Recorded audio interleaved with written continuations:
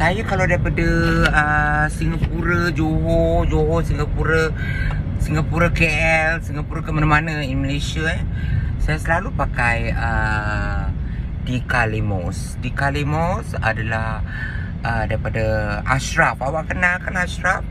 So saya kenal dia since tahun 2016. I know Ashraf since the year of 2016, and I've been calling him all the time to transport me from Singapore to Malaysia or many parts of Malaysia. Yang penting kereta dia besar. Berapa seater ni boleh masuk dik? 10 orang.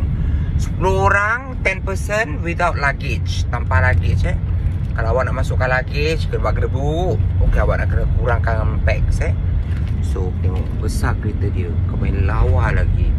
Orang dia pun kau main cantik. Setiap kali awak akan tengok anak ikan berlainan. Okay, all kinds of baby fish you will see. That will drive you.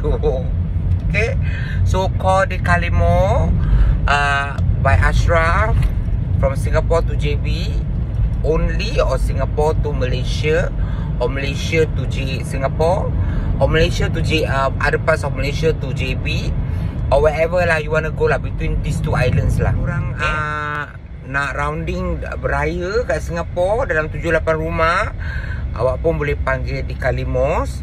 Dia boleh masuk Singapore, dia boleh bawa awak sekeluarga 10 orang kat dalam kereta ni raya. Berapa jam? Beza 11 jam. 11 hours rounding the whole of Singapore for Hari Raya. You can call Dikalimos. Awak bertelefon. Bukan anak ikan ni, tapi bapa ikan. Tengok saya dah tag nama dia. You can see the tagging. I got tag Dikalimos kat bawah tu.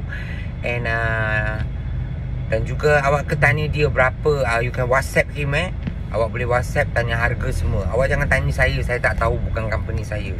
Saya cuma dibawa oleh anak fish. Dikalimo by Ashraf. Boleh dek? Selamat Raya.